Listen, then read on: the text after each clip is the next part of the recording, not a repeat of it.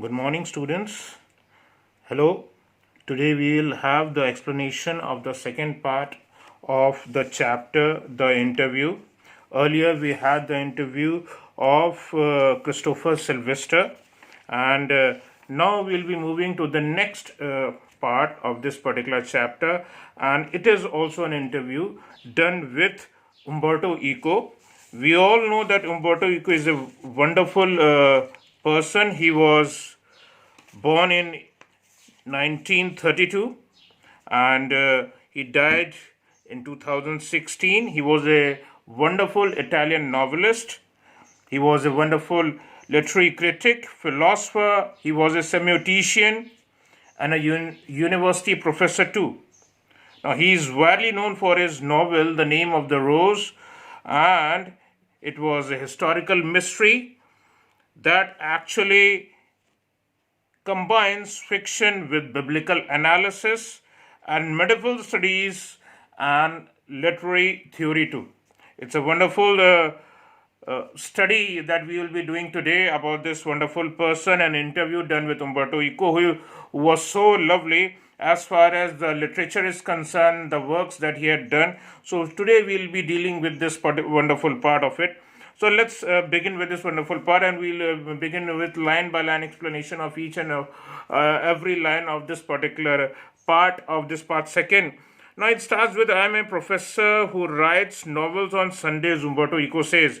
When Umberto Eco says actually that he works only on Sundays, it seems actually simply because as I just told you right now that he was a university professor, but on Sundays he used to do his work of writing on Sundays only. It means that there were different novels that were written by him, there were other literary works that were written by him, there were different novels that were written by him, that were all creations, especially that he did, especially on Sundays only.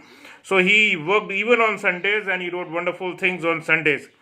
Now moving here, the following is an extract from an interview of Umberto Eco, and the interviewer is Mukund Padmanabhan.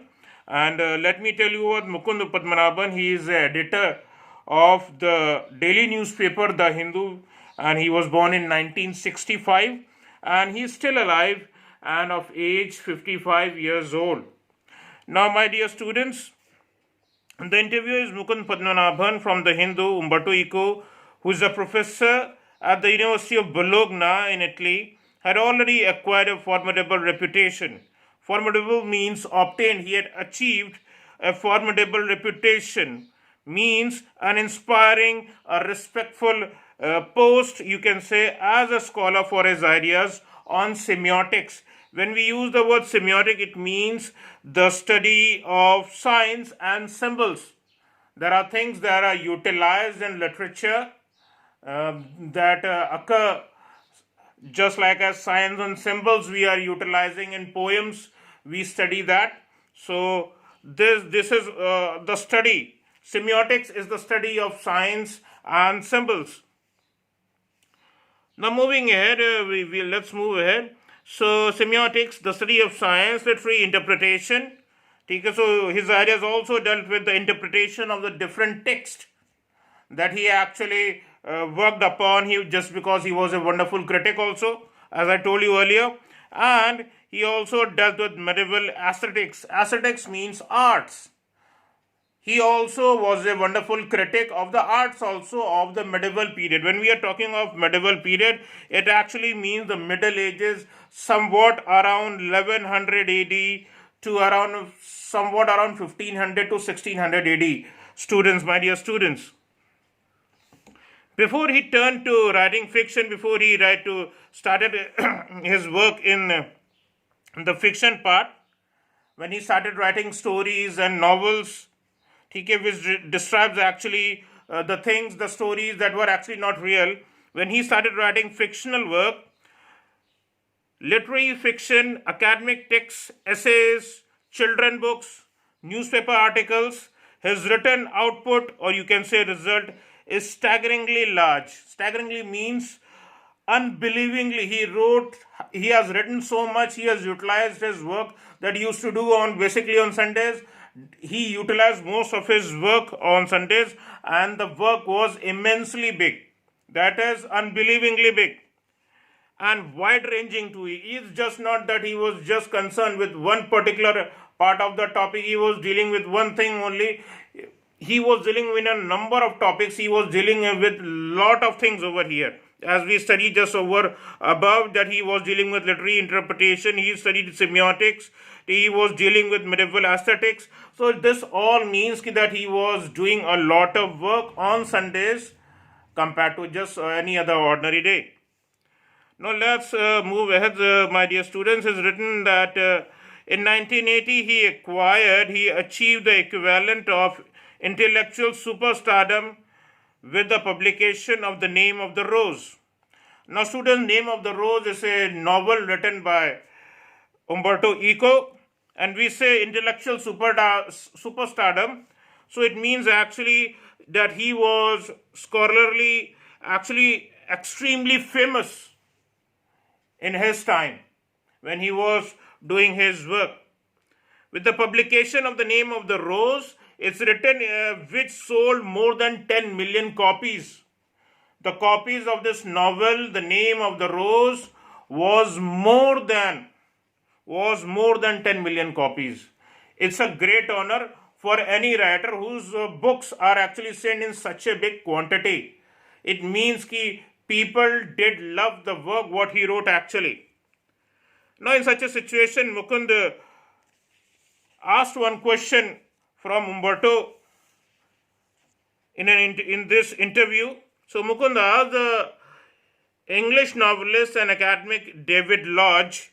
He actually once remarked over here, I can't understand how one man can do all things he does. He does means over here is for utilized for Umberto Eco. So the English novelist academic David Lodge once remarked. Now my dear students, David Lodge, I would tell something about David Lodge over here. Now David Lodge was born in 1935 in London in England, and he is a author and a literary critic, and he wrote novels like Therapy and Death Sentence. That were his wonderful piece of writings that the world has seen. Now, the English novelist David Lodge actually gave a remark about Umberto Eco that he couldn't understand that actually how he can do all so different things as he does. And Umberto, in the reply asked by Mukund, he replies to it, he says, maybe I give the impression of doing many things. Maybe it seems like that he is doing more things comparatively to others, but in the end, I am convinced I am always doing the same thing. But according to Umberto Eco, it was his daily work actually. He was doing all this work earlier also. So he was convinced, he was completely sure that whatever the work he was doing the same thing. It was not something very different. It may be for some other people. It may be different for them, but for Umberto Eco, it was a daily part. It was something that he knew and had been doing for so long. Now Mukund says, which is Umberto Eco says, now that is more difficult to explain. He says this is much more difficult to explain how it actually happened. So I have some philosophical interests and I pursue them. He continues them, and through his academic work and his novels, Umberto Eco says over here, now even my books for children are about non-violence and peace. He has written books for children which are about non-violence. He has written books over peace, and you see the same bunch of ethical, philosophical interests, the same moralistic interests he had. And then, I have a secret, he says over here. I have a secret. Did you know what will happen if you eliminate the empty spaces from the universe? Now, students, there is a lot of empty space around you, around each and everything. Like I am standing over here, so there's a lot of empty space around me. There's air around me, so it's empty, you can say. So it's just not combined over here, just not coagulated, collected at a one particular place with no space. It's not so. So there is an ample of space over here. So Umberto Eco says over here that did you know what will happen if you remove these empty spaces from the universe? From the universe, eliminate the empty spaces in all the atoms. We know that atoms also have neutrons in it, protons in it, electrons in it. Okay, so there is some space, some gap, some space present even in the atoms. So if we removed those wonderful spaces from that, so what will happen? That the universe will become as big as my fist, says Umberto Eco. So the whole universe will be not more than one wonderful fist, right? Just as I am having over here. So the whole world, the whole universe would be just like a fist, you can say. The universe will become as big as my fist. Similarly, we have a lot of empty spaces in our lives too. He continues ahead and he says that in the same way as the whole universe has a lot of space, so we have the same way the space in our lives too. Now, he calls them as interstices. It's written over here, I call them interstices. Interstices, let me tell you students, is something... interstices is actually an intervening space, a big gap. It's a big gap, students. Say you are coming from over to my place, so he says, if I suppose go to his place, he is talking to Mukund Padmanabhan, not me, but Mukund Padmanabhan over here. I call them interstices. He calls them as space, he calls them as gaps, he calls them as intervening space. Now say you are coming over to my place, you are in an elevator, you are in a lift over there, and while you are coming in, I am waiting for you, and I am in my home and you are coming to meet me in such a situation. This is an interstice, this is a gap. This is an intervening space because we haven't met together, so there is a gap in between. So there is a space in between. I work in empty spaces, and that is what he utilized. That is why he utilized Sundays even for his purpose of doing his literary work. In the rest of the days, he was doing some other job. As we studied that he was a university professor, so he was doing the work of the university. As a professor, he was teaching the students in the university, but this was something vacant space of time that he had on Sundays, and he utilized this particular time for something creative. So he was writing things related to literature with different things we studied just before. So he was doing a lot of things on Sundays. So that's what he says over here again. Over here, this is an interstice. This is some way. If you are coming to Mukund and you are coming to meet me, I am at my home and you are coming to meet me. He says over here, Umberto says over here that actually this is an empty space. You are in an elevator and I am in my house and you still haven't reached my house. This is an empty space. There is a gap in between. We haven't met yet. So there is a space in between. This is an interstice, an empty space, work in empty space. While waiting for your elevator to come up, waiting for the lift to come up from the first to the third floor, I've already written an article. And he says that he has already written an article about this. He has already written an article regarding interstices. Umberto Eco says so. Now Mukund says not everyone can do that, of course. It's not something that very common and people are able to write on such kind of topics. Your non-fictional writing, your work which is non-fictional, which is something real, it's not so easy, which is, if we say there is something which is real, which is connected to the common man, to the real man, it's not just stories over there, just not, which is something not real. So, your non-fictional writing, your scholarly work, your academic work has a certain playful and personal quality about it. Just because he was a professor, so obviously he must have read a lot of books, and that is why his scholarly work was, that is why wonderful whatever he wrote. Now, it is a marked departure from a regular academic style, which is invariably depersonalized. Invariably means over here actually almost always it was depersonalized. It was not written something personally. So it was depersonalized and often dry and boring. It seemed boring. For many, it looks boring. It looks dry, it looks boring. Have you consciously adopted an informal approach, Mukundas over here? And he says, have you deliberately done so? Have you intentionally done so? Have you taken such an informal approach, such an relaxed approach, such a casual approach simply because you wanted to?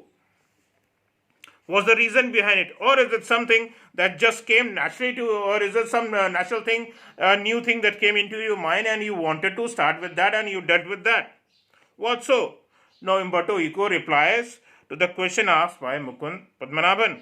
Now Umberto says, when I present my first doctoral dissertation, or when we say dissertation, it means thesis over here in Italy.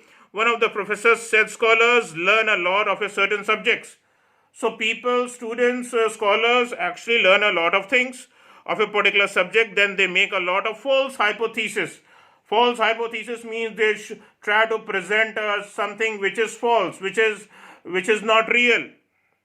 Then they try to correct them and at the end put the conclusions. Then they try to come up with things and they find there are some things which are wrong and finally they put up the conclusions. This is how. And then you, on the contrary, you on the opposite, told the story of your approach. What you think you just told about interstices, you just told your own way. That was your own way.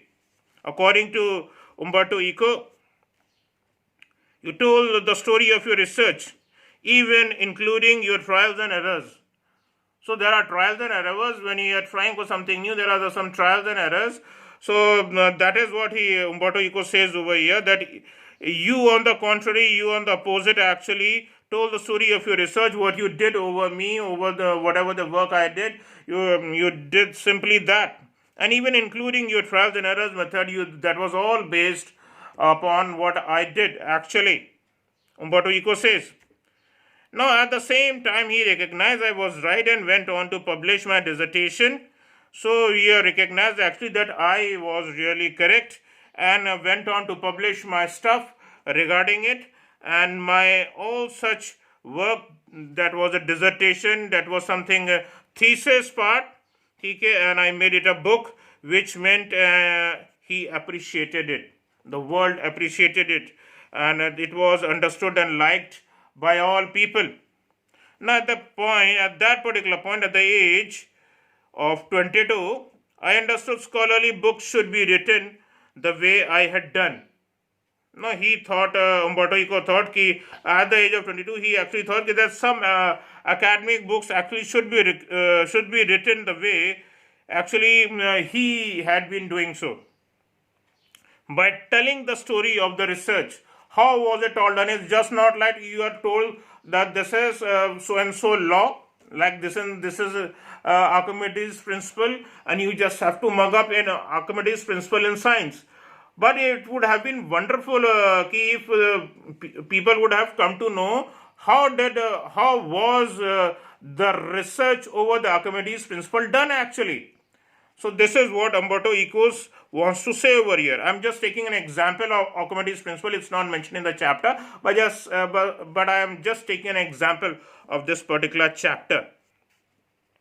Now this is why my essays always have a narrative aspect. That is why he tells over here that whenever he tries to write an essay, it's always in the form of a story. It's a narrative aspect is over there. It's a story approach over there, so that people can able to grasp it properly, what he wants to say it over here. And this is why probably I started writing narrative. This is one of the reason why he started writing novels, started writing stories. This is one of the things. And so late at the age of 50s, more or less. It's not like that he had been working for very long age. It was after the age of 50 he started writing novels. Umberto Eco started writing novels after the age of 50. Now I remember that my friend Roland Barthes was always frustrated regarding it. Now Roland Barthes, my dear students, he was his friend and he was born in 1915, died in 1980. And he was a French person, a philosopher, he was a critic and a semiotician too. Now, my dear friend, as he says, Umberto Eco says over here, he remembers that his friend Roland Barthes was always frustrated, he was always annoyed by the thing that he was an essayist and not a novelist. He was an essayist and not a novelist, because writing novels is something different. Writing stories is writing something very different. And not a novelist. He wanted to do creative writing one day or another, but he died before he could do so. So Umberto Eco accepts over here that his friend Roland Barthes actually died. He wanted to do some creative writing. He wanted to write novels. He wanted to write the stories over here. It was something he wanted to, something creative over here, but it didn't happen in his life. And he was frustrated nearly in his life regarding this particular thought. I never felt this kind of frustration, kind of annoyance. Umberto Eco accepts over here. I started writing novels by accident.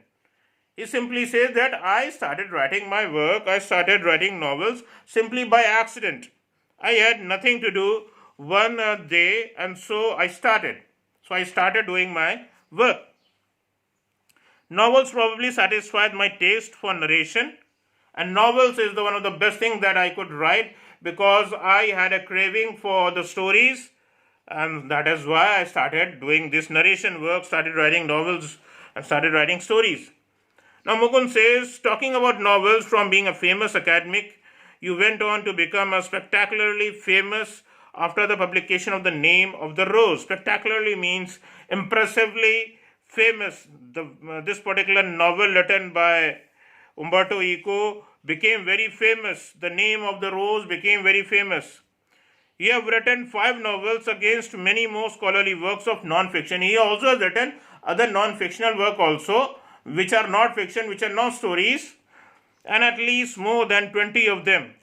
He makes just an assessment. Mukund says perhaps whatever the work he had done, it was maybe somewhat maybe 20 stories, 20 novels, I suppose. What Mukund accepts over here. Umberto Eco says over 40 he has written. He has written more than 40 novels. Umberto Eco says. Mukund says over 40, among them a seminal piece of work. Seminal means major and important piece of work. But ask most people about Umberto Eco and they'll say, oh, he is the novelist. Does that bother you? Just so you, as we have read earlier, that he is simply that wasn't a novelist. He had done some works also. He did some other things also. And here Mukund asks over here, oh, when people say that he is just a novelist, does that really bother you? Does that actually really worry you?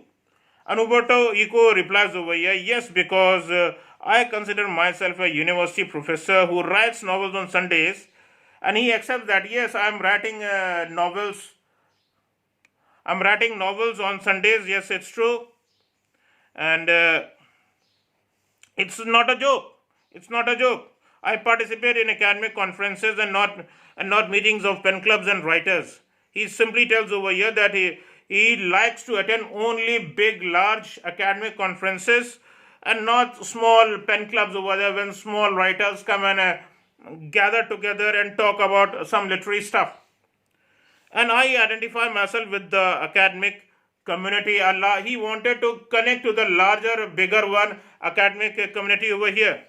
But okay, if they means most people, I have read only the novels, laughs and shrugs over here. So he just shrugs means shaking of the shoulder. So he just as I did the shoulder right now. So he just shrugs off his shoulder over here.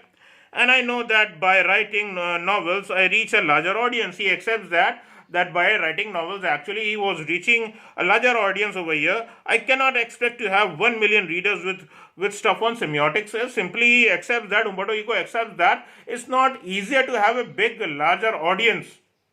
Simply who is much more concerned about semiotics, who is much more concerned about the study of science. So it's not easy. Moving ahead. So Mukund says, which brings me to the next question over here. The Name of the Rose is very serious novel over here. He says over here, Mukund accepts over here, it's a very serious novel.